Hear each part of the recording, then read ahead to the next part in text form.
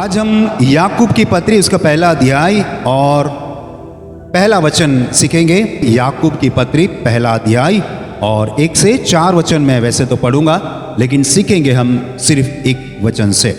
परमेश्वर के और प्रभु यीशु मसीह के दास याकूब की ओर से उन 12 गोत्रों को जो तीतर बीतर होकर रहते हैं नमस्कार पहुंचे। हे मेरे भाइयों, जब तुम नाना प्रकार की परीक्षाओं में पढ़ो तो इसको पूरे आनंद की बात समझो, यह जानकर कि तुम्हारे विश्वास के परखे जाने से धीरज उत्पन्न होता है। पर धीरज को अपना पूरा काम करने दो कि तुम पूरे और सिद्ध हो जाओ और तुम में किसी बात की घटी न रहे। याकूब जो है उसकी जीवन के बारे में आज कुछ हम सीखेंगे। ये याकूब कौन है, इसका नाम क्या है, इसका नाम का अर्थ क्या है और उसके जीवन के चरित्र के द्वारा हम क्या सीख सकते हैं। क्या हमें ये पात्र हमें क्या सिखाता है, या तो इस पात्र से हम क्या सीख सकते हैं। ये छोटी सी बात आज मैं आपके लिए करना चाहता हूं।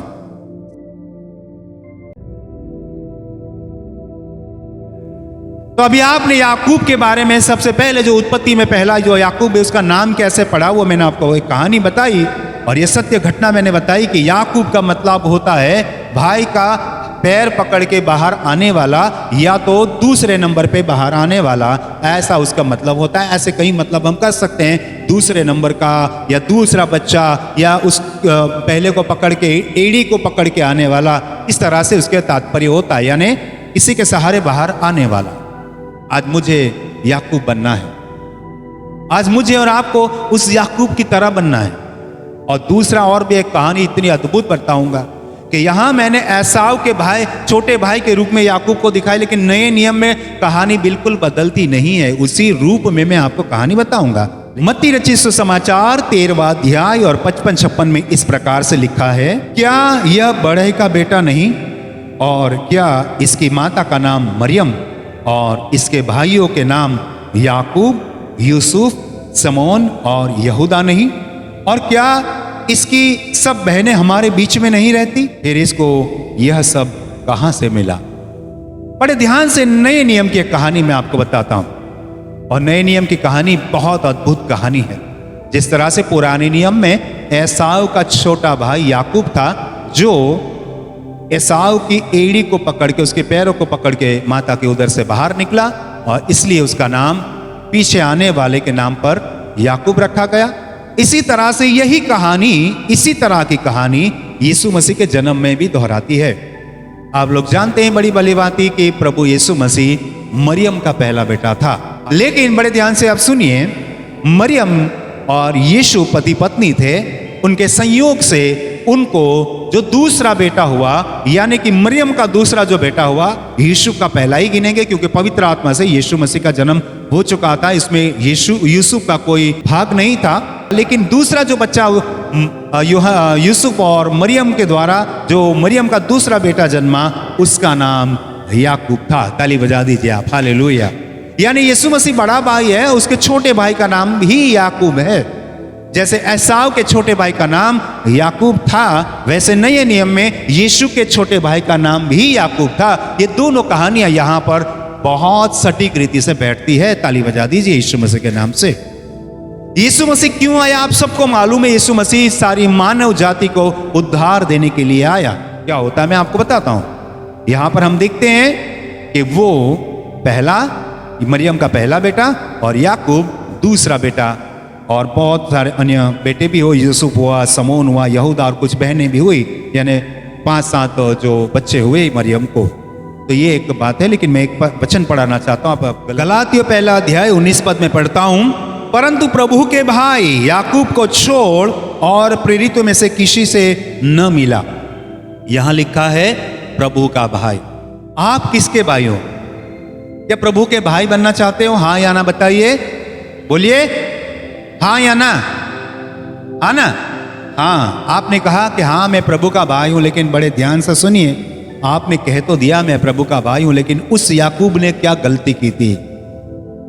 उस याकूब ने क्या गलती की थी? वो प्रभु का भाई था, लेकिन एक ऐसी बड़ी गलती उसके जीवन में थी जो शायद आज आपके जीवन में है। आप उसके भाई बहन हैं, हम सब प्रभु यीशु मसीह के भाई बहन हैं, छोटे भाई बहन। लेकिन वो याकूब जो सच में उसका सच्चा भाई था, उसने एक बड़ी गलती की थी और शायद आज दुनिया के लोग भी वही गलती को दोहरा रहे हैं।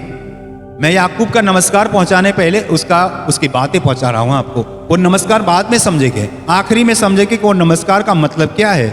लेकिन पहले ये समझते हैं कि वो याकूब उसका भाई तो था, लेकिन उसकी सबसे बड़ी गलती क्या थी, मैं आपको बहुत जल्द बता रहा हूं। यूहन्ना रचित सुसमाचार 7वां अध्याय 5वां वचन यूं कहता है, क्योंकि उसके भाई भी उस पर विश्वास नहीं करते थे। आपने तो कह दिया हाँ मैं भाई या बहन हूं, लेकिन अफसोस की बात थी याकूब के जीवन में सबसे बड़ी गलती यह थी कि उसके बड़े भाई पर उसका विश्वास ही नहीं था। और आज दुनिया का चित्र यही है। आज की दुनिया इतनी स्वार्थी हो चुकी है ना, इतनी स्वार्थी हो चुकी है ना कि वो अपने सगे भाई को भी प्यार नहीं कर सकता। क्या क्या झगड़े चल रहे, कोर्ट कचहरी में ये ऐसी ऐसी घटनाएं चल रही है कि आज सगा भाई सबसे बड़ा दुश्मन बन जाता है। और ये कहानी आज की नहीं है, ये सदियों से चलती आती है। जो आदम के पहले दो संतान है काइन और हाबेल से, यही तो चल रहा है। और इसी स्वभाव के कारण, मानवीय साधारण स्वभाव के कारण याकूब यीशु मसीह को पहचान ही नहीं पाया कि वो कौन है। और आज ये जमाने की यही सोच, याकूब की सोच आप और सब में है। ये दुनिया में यही चल रहा है आज। दुनियादारी के कारण आज हम लोगों की आंखें अंधी हो चुकी है। हमने अपने सगे भाई को पहचाना ही नहीं, जिसने हमारे लिए कलवरी के क्रूस पे अपना लहू बहा दिया, जिसने हमारे लिए बलिदान दिया। वो सिर्फ हमने किस्सों कहानियों में सुन लिया, समझ लिया, बस बात खत्म। हमने अपने हिसाब से जीवन जीना पसंद किया। इसी कारण से आज लोग यीशु मसीह पर विश्वास नहीं करते। जिस तरह से याकूब ने भी अपने सगे भाई यीशु मसीह पे विश्वास नहीं किया था, क्योंकि ये बात यहाँ पे स्पष्ट रीति से लिखी गई है, क्योंकि उसके भाई भी उस पर विश्वास नहीं करते थे। आपने बड़ी खुशी से कह दिया हाँ मैं उसका भाई या बहन बनना चाहती हूँ या चाहता हूँ, लेकिन ऐसा करना नहीं चाहते। आज आपको याकूब के जीवन के द्वारा कुछ सीखना है। याकूब के जीवन के द्वारा, नए नियम के याकूब के द्वारा और पुराने नियम के याकूब के द्वारा, दोनों के द्वारा कुछ सीखना है। पुराने नियम के याकूब के द्वारा हमने सीखा कि उसके भाई के पैर को पकड़ के वो बाहर आया और उसने जन्म लिया और जीवन पाया, और साथ में आशीष अपने बाप से आशीष भी पाई। और नए नियम में हमने देखा कि यीशु मसीह पहला बच्चा लड़का था, दूसरा याकूब था, लेकिन अफसोस की बात यह हो गई यीशु पर विश्वास ही नहीं किया। आज हमारे सगे भाई ने खून बहा दिया, हमने विश्वास नहीं किया। उसने अपनी जान दे दी, लेकिन नहीं, इतनी बुद्धि हमारी कुंठित हो चुकी है कि हम प्रभु यीशु मसीह पर विश्वास ही नहीं करते। अपने जीवन के लिए, अपने स्वार्थ के लिए हम अपने भाई को दगा दे रहे हैं। ये किसी ने नहीं सिखाया होगा कि यीशु मसीह हमारा भाई है, लेकिन ये बाइबल की सच्चाई है और मैं वचन से इस बात को प्रूफ भी करूंगा। लेकिन जो सही हमारा नाता बनना चाहिए ना, हमारा रिश्ता बनना चाहिए, वो रिश्ता जोड़ने की कोशिश ही नहीं करते आप लोग। जिस तरह से यीशु और याकूब अपने सगे भाई थे और यीशु मसीह बड़ा भाई था, याकूब छोटा भाई था, लेकिन छोटे भाई ने उसके ऊपर विश्वास नहीं किया। और मैं बताना चाहता हूं, उस एसाव का मतलब था वो पूरे शरीर से लाल था, इसी तरह से, और उसकी चमड़ी पे रुएं थे, रुएं यानी बाल थे, यानी उसकी चमड़ी इतनी मुलायम नहीं थी। इसी तरह से मेरे बड़े भाई का शरीर भी लाल था और उसकी चमड़ी वो नरम नहीं थी, उस मतलब वो क्या बोलते सॉफ्ट नहीं थी, क्योंकि कलवरी के क्रूस पे चढ़ने के पहले उसका पूरा शरीर लहू से छन्नी हो चुका था और वो लाल हो चुका था। ताली बजा दीजिए यीशु मसीह के सामर्थ्य नाम से। और उसने सोटियों का मार खाया था, उसके ऊपर लोग थूके थे और उसके पीठ पे 39 फटकों का मार खाया था और पूरा बॉडी, उसका चमड़ी पूरा छिल चुका था जैसे रुएं हो जाए। जिस तरह से एसाव ने जन्म ही लिया एक ऐसे बच्चे के रूप में कि जो लाल भी था और उसके शरीर पे मतलब सॉफ्टनेस नहीं थी, रुएं थे, देखने को ठीक नहीं लगता था। लेकिन यीशु मसीह के लिए भी यही कहा था, उसका रूप ऐसा था कि हमने उसकी ओर देखना पसंद भी नहीं किया। मैं नहीं कहता, आप यशाया उसका 53 अध्याय पहले वचन को पढ़िए आप। जो समाचार हमें दिया गया उसका किसने विश्वास किया और यहोवा का भुजबल किस पर प्रकट हुआ, क्योंकि वह उसके सामने अंकुर के समान और ऐसी जड़ के समान उगा जो निर्जल भूमि में फूट निकले। उसकी न तो कुछ सुंदरता थी कि हम उसको देखते, और न उसका रूप ही हमें ऐसा दिखाई पड़ा कि हम उसको चाहते। ताली बजाओ यीशु मसीह के लिए। एसाव को भी उसकी माँ ने देखा होगा तो बड़ी चौंक गई होगी कि मेरा पहला बच्चा ही ऐसे लाल पैदा हुआ और उसके शरीर पे रुए रुए हैं। लेकिन वही व्यक्ति उसके छोटे भाई को जन्म देने में सहायक बना। इसी तरह से कलवरी के क्रूस पे मेरा बड़ा भाई यीशु मसीह ने बलिदान दे दिया ना, तो उसका रूप इतना अच्छा नहीं था, उसके कपड़े भी निकाल लिए गए, उसके ऊपर जो रोब था, उसके ऊपर जो जब्बा था वो भी ले लिया गया। उसको अर्धनग्न अवस्था में कलवरी के क्रूस पे टांग दिया गया। उसके माथे पे कांटे का मुकुट रखा, उसके सर पे लकड़ी का मार दिया गया, उसके पीठ पे 39 फटकों का मार दिया गया। पूरी बॉडी उसकी छन्नी हो चुकी थी। हम उसको देखकर अपना मुंह फेर लेते थे। और बाइबल ये बताती है इसीलिए माँ अपने बड़े बेटे को प्यार नहीं करती थी, एसाव को अपना बाप प्यार करता था। माँ अपने छोटे प्यारे बच्चे को प्यार करती थी क्योंकि वो दिखने में बहुत सुंदर था। माँ ने भी उसको जैसे छोड़ दिया। यीशु मसीह ने कलवरी के क्रूस पे कहा, हे पिता तूने मुझे क्यों छोड़ दिया? क्योंकि उसका रूप अच्छा नहीं था। उसके माथे से पैर से वो लहू से छन्नी हो चुका था, जख्मों से छन्नी हो चुका था, माथे से पैर तक उसका लहू भरा था। आज मानो वो एसाव बन गया था। मेरे सारे दुखों को, दर्दों को उसने उठा लिया। ताली बजा दीजिए आप यीशु मसीह के नाम से। वो हो गया लाल लाल, पूरे लहू से लथपथ हो गया। हमने कभी इस कहानी को अच्छे दिल से सोची ही नहीं, हमने कभी समझा ही नहीं इसको, इसलिए इस कहानी हमारे से बहुत दूर थी। लेकिन मैं बड़ी सटीक रीति से आपको समझाने का प्रयास करूंगा कि एसाव और याकूब की कहानी और यीशु मसीह और याकूब की कहानी और मेरी और यीशु की कहानी, तीनों कहानी एक ही है। ताली बजा दीजिए, हालेलुया। आपको समझ में आता हो तो अच्छी बात है, समझिए आप। ये तीनों कहानी मेरे जीवन में भी दिखती है। पहले एसाव और याकूब की कहानी, दूसरा यीशु मसीह और याकूब की कहानी, और तीसरा यीशु मसीह और मेरी कहानी बिल्कुल मिलती है। क्या दर्दनाक कहानी है, कितनी अद्भुत कहानी है। ध्यान देते हैं मत्ती रचित सुसमाचार 12वां अध्याय और 46 से आगे पढ़ेंगे हम। मैंने यीशु मसीह और याकूब की कहानी बताई, मैंने मेरी और यीशु मसीह की कहानी बताई, लेकिन यहां एक कहानी कैसे फिट बैठती है देखते हैं। जब वह भीड़ से बातें कर ही रहा था तब उसकी माता और भाई बाहर खड़े थे और उससे बातें करना चाहते थे। किसी ने उससे कहा, देख तेरी माता और तेरे भाई बाहर खड़े हैं और तुझसे बातें करना चाहते हैं। बड़े ध्यान से सुनिए, कहानी बता रहा हूं मैं। यीशु मसीह लोगों को प्रचार कर रहे थे, लोगों को परमेश्वर की बातें कह रहे थे, प्यार की बातें कर रहे थे, क्षमा की बातें कर रहे थे, भाईचारे की बातें कर रहे थे। लेकिन उसी समय उस घर के बाहर उसकी माँ और उसके भाई यानी कि याकूब वगैरह भाई आए। कितने भाई आए लिखा नहीं, याकूब हो सकता है और कोई भी हो सकता है, लेकिन माँ और भाई लोग आए वहां पर। और किसी ने यीशु मसीह को जाके बताया कि बाहर तेरी माँ और तेरे भाई आए हैं। प्रभु यीशु मसीह क्या कहते हैं, बड़े ध्यान से सुनिए। वह सुनकर उसने कहने वाले को उत्तर दिया, कौन है मेरी माता और कौन है मेरे भाई? कौन है मेरी माता और कौन है मेरे भाई? और अपने चेलों की ओर अपना हाथ बढ़ाकर कहा, देखो मेरी माता और मेरे भाई ये हैं। ताली बजाओ ना आप, कितना अच्छा। लेकिन आज हमें अपना रिश्ता तो जोड़ना है ना। हम रिश्ता ही नहीं जोड़ते तो वो हमारे लिए पराया रह जाएगा। उसके साथ लहू का रिश्ता जोड़िए, उसके साथ दिल का रिश्ता जोड़िए, उसके साथ आत्मा का रिश्ता जोड़िए। हालेलुया, बोलिए हालेलुया। और इसलिए प्रभु यीशु मसीह ने उन लोगों की तरफ हाथ फैलाकर कहा, देखो ये मेरी माता है, ये मेरे भाई है। और वचन आगे कहता है, क्योंकि जो कोई मेरे स्वर्गीय पिता की इच्छा पर चले वही मेरा भाई और वही मेरी बहन और मेरी माता है। उसने ऐसे लोगों को कहा जो उसकी सुन रहे थे, ऐसे लोगों को कहा जो परमेश्वर की वाणी को सुन रहे थे।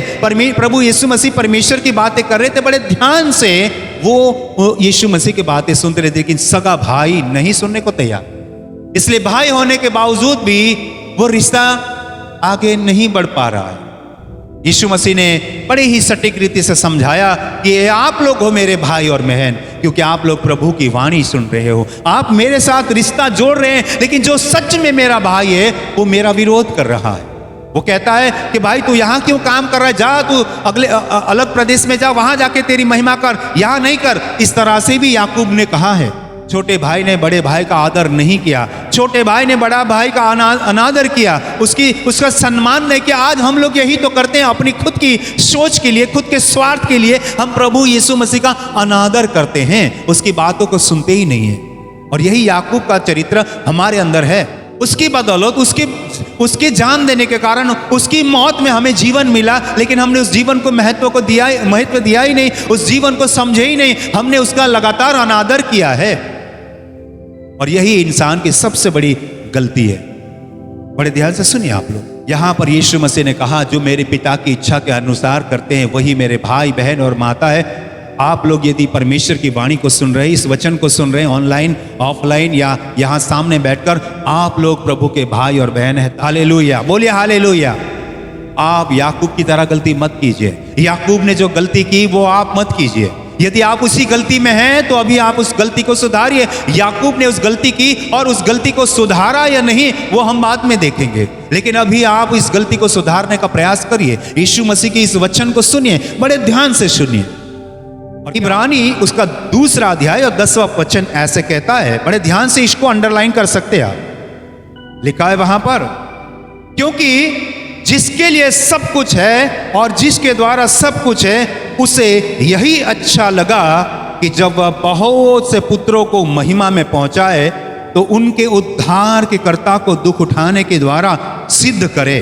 क्योंकि पवित्र करने वाला और जो पवित्र किए जाते हैं सब एक ही मूल से हैं, इसी कारण वह उन्हें भाई कहने से नहीं लजाता। ताली बजा दीजिए, हालेलुया। छोटे भाई के रूप में हमने अपनी फर्ज नहीं निभाई, बड़े भाई का हमने अनादर किया, यीशु मसीह का हमने अनादर किया, लेकिन यीशु मसीह तब भी हमें प्यार करता है। अपने भाइयों के लिए, पूरी मानव जाति के लिए उसने अपना बलिदान दे दिया। यीशु मसीह के लिए ताली बजा दीजिए आप लोग, हालेलुया। तो यहां पर हम देखते हैं 11वें वचन को थोड़ा सा हम समझते हैं, क्योंकि पवित्र करने वाला और जो पवित्र किए जाते हैं सब एक ही मूल से हैं। एक ही मूल है हमारा परमेश्वर। प्रभु का वचन कहता है, इसी कारण वह उन्हें भाई कहने से शर्माता नहीं है। हमने तो शर्म रखी है, यीशु को कौन माने, ये तो हमारा नहीं है, वो तो उनका है। हम शर्म संकोच रखते हैं यीशु को मानने के लिए, लेकिन वो नहीं रखता। वो आपको और मुझे अपने भाई बहन कहता है। ताली बजा दीजिए यीशु मसीह के नाम से। वो नहीं लजाता आपको भाई कहने के लिए, आपको बहन कहने के लिए, लेकिन आप बड़े शर्मिंदा हो जाते हो। अब हम पढ़ते हैं 1 कुरिन्थियों उसका 15 अध्याय 3 से आगे पढ़ते हैं। इसी कारण मैंने सबसे पहले तुम्हें वही बात पहुंचा दी जो मुझे पहुंची थी, कि पवित्र शास्त्र के वचन के अनुसार यीशु मसीह हमारे पापों के लिए मर गया। ताली बजाओ ना एक बार, हालेलुया। और गाड़ा गया और पवित्र शास्त्र के अनुसार तीसरे दिन जी भी उठा। ताली बजाओ एक बार, हालेलुया। और कैफा को तब 12 को दिखाई दिया, फिर वह 500 से अधिक भाइयों को एक साथ दिखाई दिया, जिनमें से बहुत से अब तक जीवित है पर कुछ सो गए। फिर वह याकूब को दिखाई दिया, तब सब प्रेरितों को दिखाई दिया। बड़े ध्यान से आपने इस वचन को सुना। किसको दिखाई दिया? यीशु मसीह जिंदा हो गए ना, मौत के बाद पुनरुत्थान हो गए ना, तो किसको दिखाई दिया? वो जिसने उसका सम्मान नहीं किया था, जिसने उसका अनादर किया था, लेकिन वो सगा भाई था, इसलिए उसने इस बात को नहीं देखा कि मेरा भाई मेरा नकार कर रहा है तो क्या बात, कोई बात नहीं, वो उसका स्वभाव है, वो मनुष्य का स्वभाव है। लेकिन मैं तो जिंदा खुदा हूं, मैं तो प्रभु हूं, मैं तो उद्धार करता हूं। उसने अपने भाई को दर्शन दिया। ताली बजा दीजिए, हालेलुया। उसने ये नहीं सोचा कि उसने बहुत अनादर किया था, मुझे घर से भी बाहर जाने को बोला था, वहां जा करके वो मुझे बता रहा था, मेरा बड़ा विरोध किया था, लेकिन जिंदा होने के बाद प्रभु यीशु मसीह ने बहुत बड़ा काम किया, याकूब को दर्शन दिया। ताली बजा दीजिए। वो जिंदा होने की गवाही छोटे भाई को उसने दी। वो जिंदा खुदा की आज आप गवाही बन जाइए। ताली बजा दीजिए आप, हालेलुया। यीशु मसीह जिंदा है उसकी गवाही आप बन जाइए। यीशु मसीह चाहता है कि आप उसके दर्शन को पाएं। हालेलुया। इसी तरह से अज्ञानता के कारण आप लोग प्रभु यीशु को नहीं मान रहे हैं, कोई बात नहीं, ये आपकी अज्ञानता है, मनुष्य का स्वभाव है, लेकिन वो जिंदा है जो आपके लिए प्रार्थना सुनता है, आपके लिए की गई प्रार्थना का जवाब देता है और आपको चंगाई देता है, आपको जीवन देता है, आपको शांति देता है, आपको अनंत जीवन की वो मतलब प्रूफ देता है, आपको अनंत जीवन के लिए वो बुलाहट देता है। तो मान लीजिए कि हाँ वो मेरा बड़ा भाई है। ताली बजा दीजिए आप। आज आपके लिए मौका है, इस वचन के द्वारा, याकूब के जीवन के द्वारा वो आपको दर्शन दे रहा है। उसी के सिंहासन के पास आपको खड़ा रहने पड़ेगा। इसलिए अभी मौका है आपके पास कि आप यीशु के कदमों में अभी आ जाए, आप यीशु के चरणों में अभी आ जाए। अभी जिस तरह से पुराने नियम के याकूब ने उसके बड़े भाई के पैरों को पकड़ लिया और दुनिया में आ गया, इसी तरह से अभी यीशु के कदमों में आना है और इस दुनिया से रुखसत हो जाना है। ताली बजा दीजिए। रोमियो की पत्री 8वां अध्याय 28 से मैं आगे पढ़ता हूं। हम जानते हैं कि जो लोग परमेश्वर से प्रेम रखते हैं उनके लिए सब बातें मिलकर भलाई की को उत्पन्न करती है, अर्थात उन्हीं के लिए जो उसकी इच्छा के अनुसार बुलाए गए हैं। और यदि परमेश्वर की इच्छा के लिए आपको बुलाया गया तो आपके लिए सारी बातें भलाई ही की ही होगी। और वचन कहता है आगे, क्योंकि जिन्हें उसने पहले से जान लिया है उन्हें पहले से ठहराया भी है कि उसके पुत्र के स्वरूप में हो, ताकि वह बहुत भाइयों में पहलोठा ठहरे। हालेलुया, बोलिए हालेलुया। वो आज हमारा कौन है? बड़ा भाई है। उसने मेरे लिए अपनी जान दे दी, वो मेरे लिए अदोम यानी लाल बन गया। उसने मेरे लिए पूरे शरीर को लाल खून से छन्नी कर दिया, लहूलुहान कर दिया। उसने वो घायल हो गया लेकिन मुझे बचा लिया। उसने मेरे गुनाह को ले लिया और मुझे बचा लिया। उसके पैरों में गिरकर मैं, पुराने नियम में एसाव के पैरों को पकड़ के याकूब ने जन्म लिया और नए नियम में यीशु के पुनरुत्थान को देखकर याकूब ने विश्वास किया। आप उसके सहारा, उसके यीशु मसीह को अपना सहारा बना लीजिए। उसके सहारे आप इस दुनिया से निकलने वाले हैं। ये दुनिया में हमेशा रहने वाले नहीं, स्वर्ग में, जन्नत में जाने के लिए यीशु मसीह आपका बड़ा भाई है। उस पर विश्वास कीजिए, उसका दर्शन पाइए, उसकी बुद्धि पाइए, उसकी समझ पाइए और उसके भाई बन जाइए और परमेश्वर के संतान बन जाए। इसी आज संदेश का मेरा अर्थ है, सारांश है। प्रभु आप सबको बहुत बहुत आशीष करे। धन्यवाद। God bless you. यीशु मसीह की जय।